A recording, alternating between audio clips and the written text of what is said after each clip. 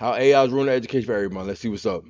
A Spanish teacher in Oklahoma is reading through her students' homework when one submission stops her in her tracks. At the bottom of the page, a strange sentence stands out. And after translating it to English, it reads, "This summary meets the requirements of the prompt. I hope it is helpful to you." Immediately, the teacher is confused. Why would a student say they hope it's helpful to the teacher? You say you seen the McDonald's video? Nah, well, that was crazy. Okay. Nothing.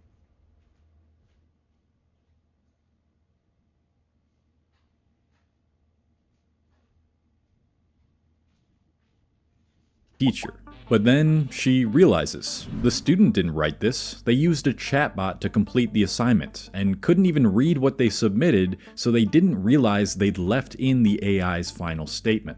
This is a slightly exaggerated tale of the many stories surfacing around AI and its disruption of the education system. We've spent a lot of time on this channel exploring the modern issues surrounding literacy and education, but I haven't yet taken a closer look at what teachers are saying about their students using AI and the impact it's having on everyone involved. 2025 feels like the breakout year for AI use in classrooms, and the issues that come along with it are likely only going to get worse, unless we start raising awareness about how it's being used and how— Man, okay.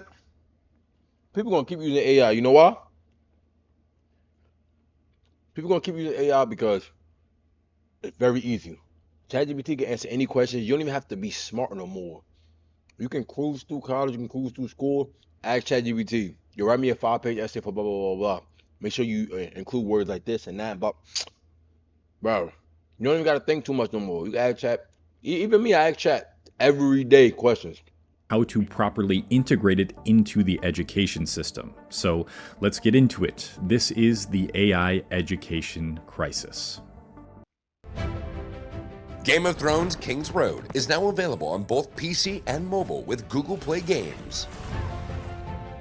Experience the Game of— The first question I want to try to answer is, what do we know about AI usage in classrooms so far? Because this is still an extremely recent problem. Well, despite popular Have a good night, Glory. LLMs only being a couple years old, there has been some data collected that gives us a bit of insight which will allow us to at least make speculations. A 2024 survey by the Digital Education Council found that 86% of university students claim to use AI in their studies, and 54% use AI at least on a weekly basis, with ChatGPT being the most popular. As for high school students, the most valid data I could find was from an ACT study in 2023, where almost half of students reported using AI tools, and ChatGPT was again the most common. The tools were most often used for language arts, like writing, and social studies assignments. And keep in mind that that survey was taken only a few months after ChatGPT was released. But you know what's the most— Only a few months after ChatGPT is released is crazy. So imagine the data now. America pushes too much AI, not enough real education in schools that help people become well prepared entrepreneur. That's facts. And also, like what we was watching yesterday with the diets and stuff, they don't want you to think for yourself at all. I don't know why. I don't know what they're planning, bro. But they want Americans to think for themselves at all. This is insane. concerning statistic? Students with higher academic performance were significantly more likely to use AI tools than were students with lower academic performance. Oh, wow. What this suggests, and I really hope I'm wrong here, is that the reason those students have a higher academic performance is due to the chatbots, but also tests are a huge part of any student's grade, and tests are usually taken in class without being able to use your phone or laptop, so I'm not entirely sure. Now let's look at how AI is affecting assignments, and specifically writing assignments. Software company Turnitin, which is a popular AI writing detection tool, analyzed over 200 million papers since 2023 and found that approximately 11% had at least 20% AI writing present, and approximately 3% had at least 80% AI writing present. Now, how these softwares determine how much of a paper is written in AI is a whole other problem that'll be more relevant later in the video. But what might be the most surprising statistic out of all the data I collected was found in a survey by Titan student partners. They found that 75% of students who already use generative AI indicate that they will continue to use it even if their professors or institutions ban the technology. Now, what about the teachers? Well, a lot of them are using AI to teach too. A 2024 survey from Study.com found that 84% of teachers actively use AI in their classrooms, and a whopping 65% of them. So what? Teachers and the students using it. Said AI increased their passion for teaching. But that response was mostly from the teachers who received comprehensive AI training. That's another interesting statistic that we'll keep in the back pocket as we move forward in this video. And I don't know how many of you know about this, but in 2023, Congress actually passed the Artificial Intelligence Literacy Act to support training and programming on artificial intelligence in schools. I assume that's part of the reason why teachers are now receiving AI training. With those numbers and with that act passed, it indicates to me that AI is here to stay for good, and more students and teachers. No cap. If you think about it, this is just the beginning of AI. AI hasn't even began yet for real. This is literally just the beginning. AI is here to stay for a long time. Just like social media is here to stay for a long time, AI is here to stay for a long time. And it's even going to get worse to the point where we're probably having companions as robots, bro. I'm telling you, it's going to get bad, bro. Stuff is happening right now that we thought in like 30, 40 years, AI going to be. It's been 1 year, look at this. Are going to be integrating it into their learning process. So now that we have a good understanding of how much AI is being used by both teachers and students, why don't we see how much that usage is damaging or strengthening learning and teaching in the classroom? The best way I think we can do that, at least for now, is through personal accounts from teachers. But before we get into that, I want to talk about today's sponsor, Airalo. One of the most annoying parts of internationally buying a SIM and read the SMEs from a local to local networks instead of sponsored by Airalo. So if you want to use my code country, you decide on the website different experience for now because we don't have any studies yet. Those are from not okay to travel. The story I told at the beginning. The crazy part is that they probably have AI technology waiting since forever.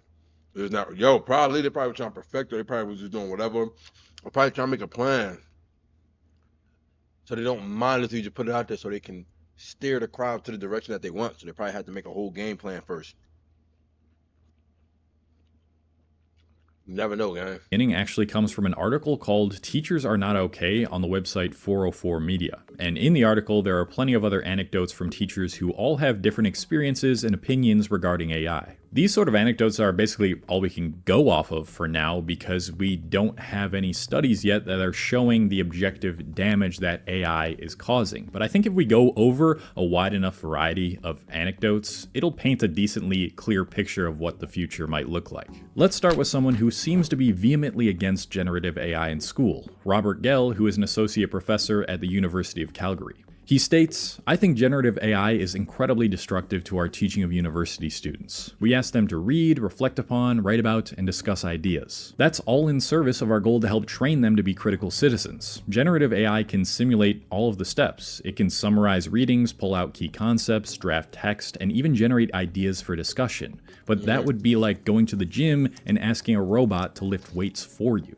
Okay, so that last sentence is a pretty bold claim. I don't necessarily think that giving a chatbot a prompt is the same as having a robot lift weights for you. If you think about it, the thing is though, the thing is, if you, let's say you're trying to increase your critical thinking skills, trying to get smarter in engineering or in the medical fields that you actually have to study for, so you can actually know the answer to whatever it is. If the whole school year you were just like, yeah, and make chat do the homework, and make chat do this, and make chat do that.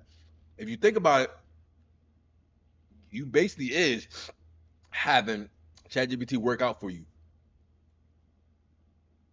Basically, if you think about it, basically is just like D. Smith said, it's making kids lazy. It definitely is. You is basically making them, feel me? But the only way it's not like having somebody lift weights for you is if that you just want to pass the class. You don't really want to, feel me? Then whatever.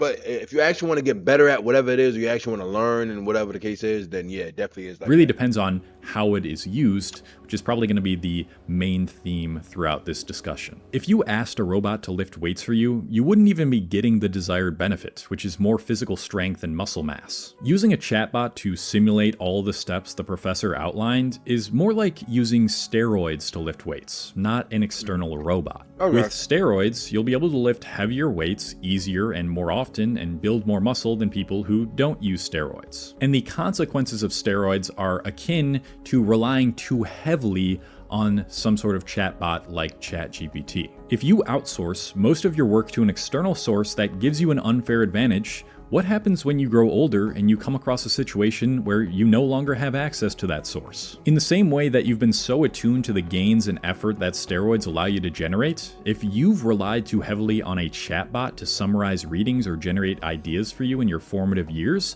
I don't see a situation in which those skills would not be impaired to some degree. That's a totally valid critique. Another valid critique that Gell raises is the hazy lines between acceptable and unacceptable use. He states, some professors say students can use generative AI for idea generation, but then prohibit it for writing text. Where's the line between those? In addition, universities are contracting with companies like Microsoft, Adobe, and Google for digital services, and those companies are constantly pushing their AI tools. So a student might hear, don't use generative AI from a professor, but then log on to the university's Microsoft suite, which then suggests using Copilot to sum up readings or help draft writing. It's inconsistent and confusing. This is a big problem with the current implementation of AI in softwares needed for classwork. If you use AI to create ideas for, let's say, a writing assignment, at what point do those ideas become the writing itself? Students could easily just nudge the chatbot to expand upon its ideas to the point where it basically writes the essay for them, without technically writing the essay for them. All the ideas that would show up in their essay would be generated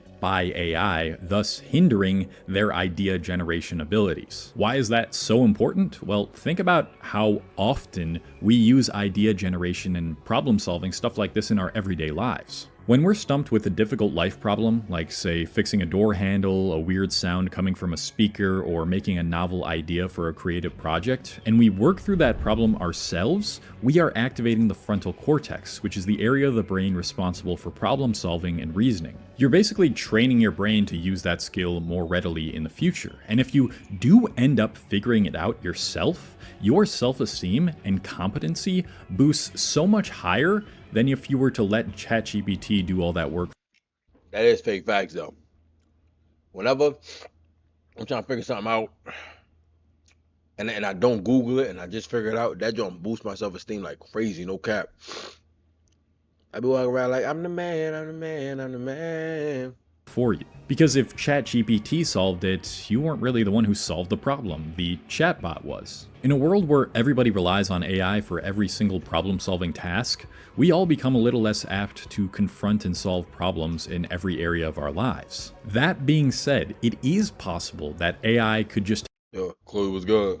help you expand upon your own ideas if you don't rely on it too heavily. And I'll give you a specific example of this. Imagine you've already used your critical thinking skills to generate the best possible idea or solution for a problem you can think of, and then you plug that idea and ask AI to help you work through it further instead of having it just give you the answer. That's pretty much only gonna enhance your idea generation skills. It's like having a great mentor to help you find the answers to your own problems. So again, it all lies in the intention behind the prompt you give it. I'll leave one final opinion regarding Mr. Gell here and say that I think he's incredibly biased toward eradicating AI completely, and he sees no good coming from it ever, especially in school. The reason I think this is because he's quoted to have said, "Honestly, if we ejected all the Gen AI tools into the sun, I would be quite pleased." And due to that bias, it's clear that he's not allowing himself to find solutions to the problems that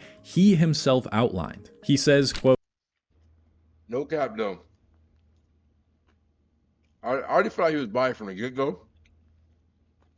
Just because when they showed him, everything he was saying, it's like he had beef with AI. So bro definitely is biased. And also, with anything in life, if you bias, that's never a good viewpoint. Someone who's biased because they're in it or they have a loved one in it or whatever the case is, it's never a good viewpoint because your viewpoint is narrowed down to because you care about that person because a loved one or whatever it is. So anytime someone is biased, that's whenever I ask for opinions, I always ask for opinions from people who have nothing to do with anything. If I have beef with somebody, not even beef, I have a situation with somebody, me and them having disagreement about something, I ask somebody who have nothing to do with nothing. You know what I'm saying? Just so they're not biased, they can give me an actual, genuine opinion or an outlook on the situation. Do you want to head off here? Have a good night, Chloe.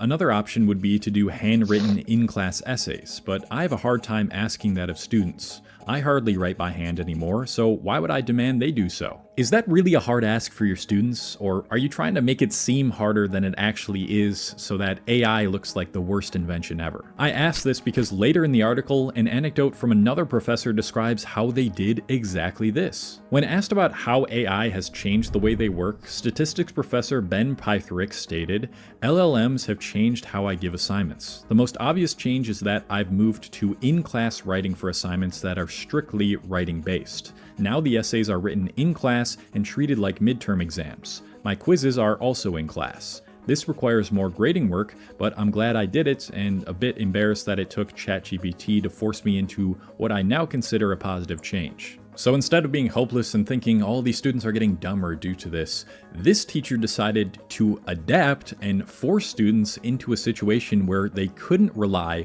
on AI to write for them. This is a really important change because I do think that using AI to write everything for you without any of your own inputs is an objectively bad thing. Based on all the encounters I've had with AI writing, it does not help improve your writing skills, and you just end up sounding like every other person who used an LLM to help them write. So I think the idea of moving any Freaking LLM. writing assignments into the classroom is a good way to combat this, although I don't know how this would work for longer term papers such as like research papers. This is more of like a temporary solution until these AI writing detection tools get more accurate and sophisticated. The crazy thing is that AI gonna keep getting more sophisticated, but the AI detection tools are as well. They probably both gonna be up here with it.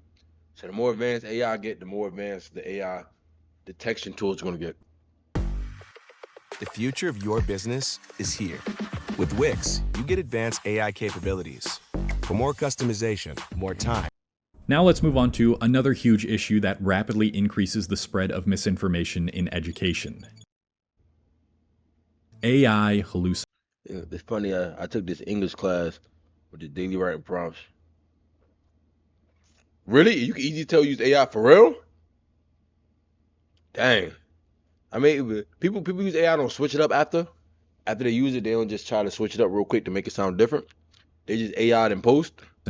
Lila Wallace, a North Carolina teacher who has been an educator since 1991, gave her 8th grade students an assignment where they had to research prophets related to the novel Persepolis. And the answers that they gave her might baffle you. Some of the students wrote, "The Christian prophet Moses got chocolate stains out of t-shirts." In response to this, she says, "They did not come up to me and ask, 'Is that correct? Moses is known for getting chocolate stains out of t-shirts?' They simply do not have the background knowledge or indeed the intellectual stamina to question unlikely responses." As of the time I'm making this video, basically all LLMs are terrible hallucinators. They frequently create fake citations, quotes from books, and false information that doesn't even exist because LLMs are trained to predict the next word on massive amounts of text data. They don't fact. Nah. I like what she said about the kids just straight copied and paste because they don't have enough background knowledge yet to be like, wait, that doesn't seem right. You know what I'm saying? Check or verify sources, they generate what sounds plausible. Another report from a teacher in the 404 Media article explains how ChatGPT gave her students quotes that sound like they go with the themes of the books, but it couldn't even get page numbers correct. And this isn't really related to the education system, but I have to throw it in there because it happened recently and it's hilarious. But the White House's Make America Healthy Again report contained fabricated citations produced by AI. The highest level of our government used AI to write a report with sources that didn't even exist, and they didn't even have the mental bandwidth to fact check their own report. If the internet as a source for knowledge hasn't sped up misinformation, I ain't gonna lie, being like a president or being anything in that high, in them high places, it's probably definitely stressful. That's how Obama got all them gray hairs immediately. Immediately, gang.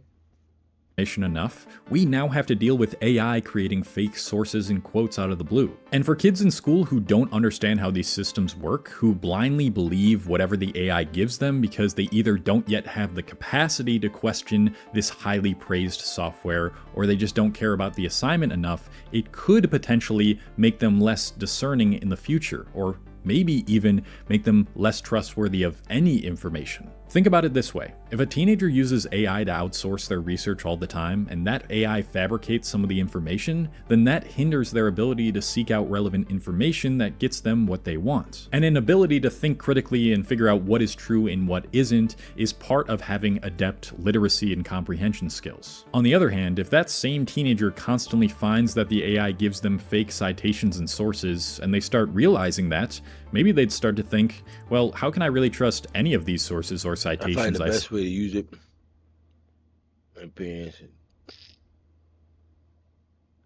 Oh yeah, that probably is smart. You just write it up about how you want to feel, how you feel about the situation or the topic, whatever it is, and you be like your AI, make it look a little more professional.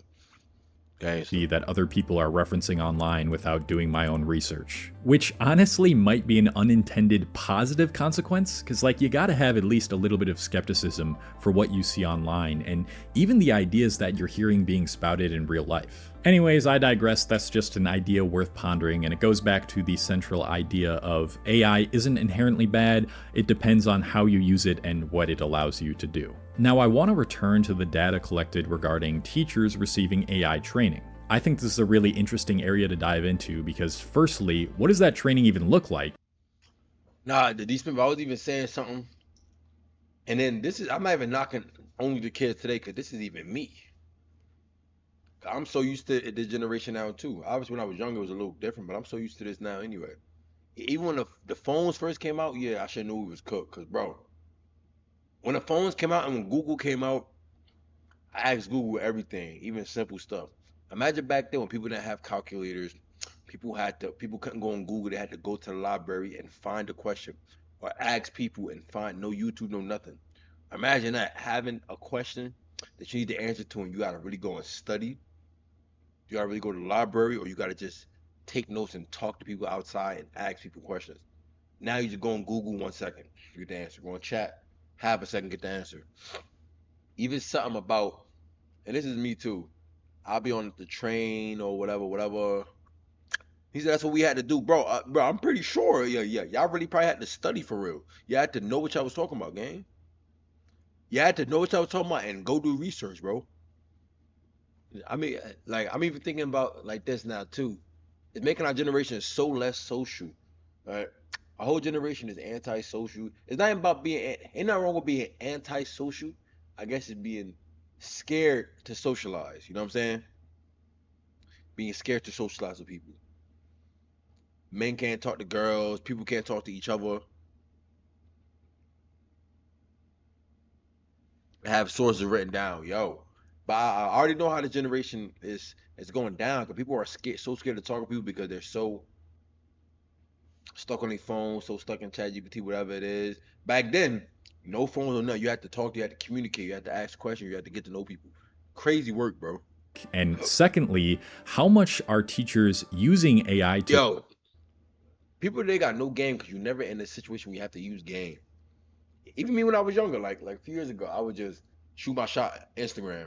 I was one of the dudes, I'll see you in person, wouldn't say nothing, but just text you like, yeah, I seen you in person earlier. That was one of them dudes, wildin'. But feel me, I ain't need no game because I'll just play that. Play that game, you know what I'm saying? Create the materials that they use to teach. As per the first question, I honestly couldn't find much on what the training looks like. One article on Education Week highlights a West Coast district who first introduced play sessions to alleviate teachers' anxiety about AI, which consisted of the teachers experimenting with an AI chatbot or platform to get the hang of it. Then they moved on to instruction-based learning, in which they showed teachers how to use AI to plan lessons or generate differentiated content. The generation is cooked, not gonna lie. Most get all their knowledge, social interaction, and legals from TikTok and Google. Bro, one of my friends was telling me that they was working at this whatever they was working at, and there was kids there, and they told me all the kids, 8 years old, 7 years old, 6 years old. I'm talking about in there, dork, all types of crazy stuff. Like, what you know about that? What you know about that? And they just talking so grown, using all TikTok slang. What do y'all kids know about this? All y'all do, and it's the parents' fault too, I guess, for just giving them an iPad, giving them a phone to just do whatever they want on. You're not supposed to do that. Feel me? It's a two-way street. Back then, you actually had to go up and talk to the girl. Go up like, yo, how you doing? My name is blah blah. Feel me? Actually talk to them. Now you can just see them and just try to find their Instagram, whatever. Or even if you see them, how you doing? What's your Instagram? I bet. And you run it. Nah, back then you had to talk to them, ain't it? Yo, I was even thinking about, like, imagine 10 years ago. I mean, not 10 years ago, like 100 years ago, 50 years ago. No phone, no nothing. You had to be like, yo, talk to them there, and you don't even want to leave their presence right now because you like, I can't even call you. Like, I can't even talk to you no more. After I leave right now, I can't even talk to you no more. So you just want to be around them all the time. Well, the whole time. Then you probably would hit it like, how about Wednesday at 7 p.m. we meet at this exact spot at 7 p.m. Wednesday, okay? Yeah. Probably writing letters and stuff like that, sending letters to each other or whatever, and be like, yo, Wednesday, 7 p.m. Meet me here at the coffee shop, all right? I'm expecting to see you. Come on, don't let me down. Wednesday, 7 on the dot, I will be here sitting at this exact same seat, all right? She'll be like, okay. And y'all will meet, and it's like, dang, y'all only been writing letters to each other. It's 100 years ago. Y'all only been writing letters to each other. No, on the phone, no FaceTime. Yeah, it was good. No, none of that. No texting, no nothing. Writing letters back and forth, and you just cannot wait to see them when next week come or when this Wednesday come, bro. Just imagine, bro, how they felt, bro. That's probably why relationships lasted much longer too, because you really want to see the person. Now it's just whatever. You seeing, yeah, there's too much going on. Back then, if you seen that person, you talking to them, like, I gotta leave, but I really don't. I don't even want to leave you. You know what? How about Friday? Friday at 3 with me at this exact same spot. I feel me, with stuff like that. You actually needed to talk to them because you was like, nah, I can't miss up on this. Cause I know I probably never gonna see her or hear from her ever again. For students. As per the second question, there is another EdWeek article where a ton of teachers reported how they're using AI in their teaching, from making worksheets to quizzes to grammar sentence practice to creating AI images to depict key settings in The Great Gatsby. I'm not really sure how to feel about this. On the one hand, if it enhances the teacher's ability to teach their students, Facts, and there was no social media to alter their perspective. Everyone had their own thoughts. Facts. It was no social media to alter my perspective to be like, oh dang, woman ain't ish. You know what? I ain't even gonna talk. Like, no. You was just what you felt is what you felt. My thoughts was it. My thoughts that I'm having right now was my actual thoughts. It's not altered by social media, by the fake social media word, and everything on social media is fake. And that probably should be the next video I react to tomorrow. Everything on social media is fake. And write that down. All social media is fake. Nah, cause that actually is insane though. Like, what's actually low key? Like, I don't know how I can miss a time that I never even been a part of, but just think about how the time was. Even when I was watching The Notebook, just think about how the time was. Just imagine, like, it probably was really good times for real. Good times in this life. Watch too many. I don't know why I just started singing, but nah, for real though, it probably definitely was really good times, yo, no cap.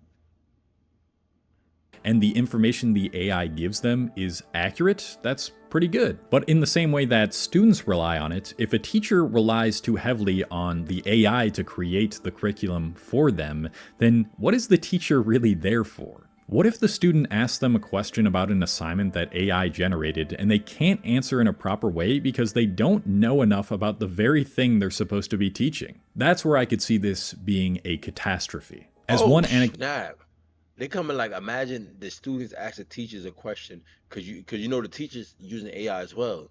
Students ask the teachers a question about something but they end up generating it from AI to get the prompt, but they don't even know enough about the subject to properly answer the question to the student. From a high school English teacher in Tennessee says, I use AI to come up with exemplar essays to help students improve their writing. I don't like that. AI writing is extremely same-sounding, and it eradicates the unique voice that children develop when they do the writing themselves. So if a teacher uses a software trained to write in a very certain way, that often just sounds like slop robot garbage, to produce an exemplar essay, what message does that send? They're basically saying to the teenagers, hey, this right here, this AI-generated essay is the proper way to write. Write like this. If the teacher didn't further explain why certain aspects of the AI writing are better than others, this could be only a matter of time if the doctors start using AI too. That is insane. If a doc using AI is crazy. But yo, in 5 years, remember we were saying like 20, 30 years, and it's been like 2 years and AI already taken over. Another 5 years, I'm telling you. Another 10 years. Be a massive problem. And in the most extreme cases, we're now seeing entire schools guided by AI teachers. A space where all the teaching of core curriculum is left to artificial intelligence. How many Shapies are in the pool? This is super iPad Kids. In all. 6 times as many as 3 equals 18. Great work. At first listen, I think most of us default to, what the hell is this? They're not getting any sort of student-teacher interaction, and the AI is designing the entire curriculum for them. But then I kept listening with an open mind. They say condensing all core subjects into 2 AI-powered hours a day frees up the rest of the morning and the entire afternoon to do anything and everything else. What is this? This is called our check chart. We have academic topics, but we also have life skills. I mean, yeah, you've got life skills. Independently put together a piece of IKEA furniture, then solve a Rubik's Cube, juggle for 10 seconds, and then run a mile without stopping? Absolutely, sir. Honestly, if this sort of thing Now that's lit though. Instead of get down in China, no cap. became a consequence of using more AI in school, I probably would advocate for it more. If the kids are still getting taught core subjects, but also get the time to learn real-world skills, read independently, and even learn how to have grit, like their check chart showed, that is a case for AI being pretty useful. And according to their school, their standardized test scores are actually... The other guys say that we're a bunch of faceless chefs, but that's because we're spending time in the kitchen. At Factor, we make meals the same way top restaurants. really good. On average, here it takes just 80 days to advance grades, and their standardized test scores are in the 90th percentiles across the board. Now, the future consequences of this type of school, like how well they would handle higher education and then being placed in the workforce, is left up for debate. I just thought this was a really interesting story that has happened recently that I think will generate some interesting discussion in the comments. So, where do I stand with all of this? Well, based on everything I've learned about AI use in schools, I think I can confidently conclude that AI is doing more harm than good for the education system right now. Using it to cheat on assignments, especially writing assignments, and do online tests for you is rampant. The tools that exist to catch this sort of cheating aren't really cutting it, and even if schools did ban AI, most students who already use it would continue to use it. It is outsourcing the process of gaining intelligence slowly through hard work over time so that you never actually attain it. And if you do this enough, especially in your formal years, you lose the ability to think critically, solve problems, or generate ideas on your own. On top of that, using it for citing information is wildly inaccurate and could lead to far more misinformation issues down the line. But to me, it's neither the cheating nor the hallucinations that could cause the biggest damage. The biggest threat is if younger children... AI definitely is instant gratification in a way. I like how you put that. I like how you worded that, $1 billion. I like how you worded that. It's instant gratification because you get the answers right now. You don't have to do any type of thinking, any type of critical thinking, any type of problem solving skills, none of that. You just ask them, they give you an answer, you like, all right, bet. Lose the ability to overcome struggle. This might be my most boomer take of all time, but AI discourages grit. When you're struggling through a difficult task that requires you to use your brain to create something or solve a problem, but you simply pass off that struggle to AI, there's no real sense of accomplishment at the end of that. In other words, the struggles of life become meaningless and unnecessary. You get everything you want instantly without knowing how important it was to work through that problem, to really think it's difficult and I don't know if I'm going to be able to solve this, but I'm going to try anyway. And then the achievement, the personal achievement you feel after that, that whole experience is gone. And that is really how you get. You're definitely right, especially the way he explained it too. It definitely is instant gratification. Because you know how you have a goal. Let's say you want to make $100K a year, or you want to make $1 million a year so bad. Once you finally hit $1 million, you're sold. You're like, dang, thank God. You know how you want to get to 315, bitch. You know you want to bench 315 so bad in the gym. Yeah, I want to bench 315. That's all I'm thinking about right now. Whatever. What do you want? You working towards it. Take 6 months, take a year, take 2 years. Boom, you finally get 315. Now you're just like, whoa. You feel good. Delayed gratification. The same thing with this. You're trying to learn how to do any skill, play the piano, do anything. Once you finally get delayed gratification kicks in, you're so excited. Using ChatGPT is the equivalent to instant gratification. Gain a lot of confidence when you're young. As one teacher put it, the amount of time her students are inclined to work on something that challenges them has become much shorter over the 7 years they've been teaching. There was a time when a typical student would wrestle with the concept for days before getting it. But now if that student doesn't understand something within minutes, they're more likely to give up on their own brain power and look for an alternative, whether it's a... Yo, that's definitely facts. And I feel like social media did this before AI did it. Social media is basically AI. I feel like social media did this before AI. Like before, if you had like something you wanted to solve, you would go back and forth with it for a few days until you achieve it and until you come up with a solution. Now, in like a minute or two, like, all right, that's too much. I ain't trying to think that much about it. And you just give up on it. Even me, I be doing that sometimes. I need to stop myself from doing that. No cap. Chatbot or asking a friend for help. That is seriously dangerous and has negative implications that stretch far beyond education. But again, and this is my nuance with it, if we can somehow find a way to extract the inherently positive aspects of AI and only integrate those aspects into education, that could be beneficial. A lot of people like to draw parallels between AI and calculators. And to be honest, I don't think they're comparable because one just helps you compute faster, where the other one can strip down the process of thinking entirely. So that made me glad I grew up in the era of facts, though. Imagine being a 5-year-old today. Oh my gosh. But here's where that argument holds. When calculators were first invented and brought into classrooms, they were seen as a form of cheating by a lot of teachers. But now it makes total sense to have them for tests and assignments. The math problems we are now solving have evolved, and part of that evolution is due to us gaining the ability to compute numbers faster through calculators. And in the same way, technology like AI allows for our understanding of ideas to evolve if we use it as a second brain, instead of a replacement for our own brain. If you treat AI like a thesaurus, something that helps broaden your vocabulary without replacing your own unique voice and reasoning, then it can be a genuinely beneficial tool in education. As far as whether that will be how AI is implemented in the future, I couldn't really tell you. Nobody can really tell you that. We don't know for certain how far this stuff is going to go, but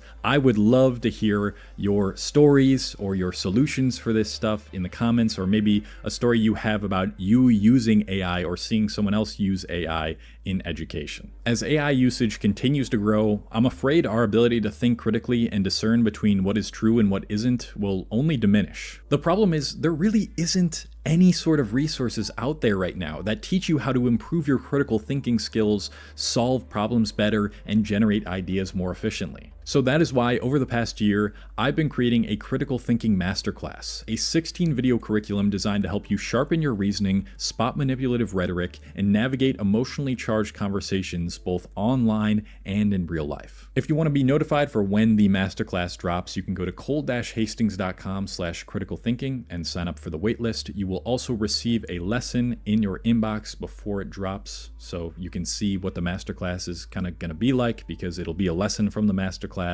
Check that out, link in the description. And if you want to keep the modern education problems flowing, you can watch my video on America's literacy crisis, specifically focused on literacy levels. And that is it. I am leaving. Let me guess.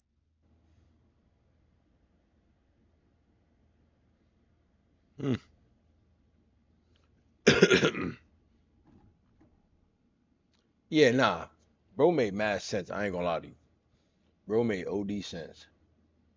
I thought we been knew the social media was, I thought we been knew AI was doing W video facts. I feel like we been knew AI was doing that.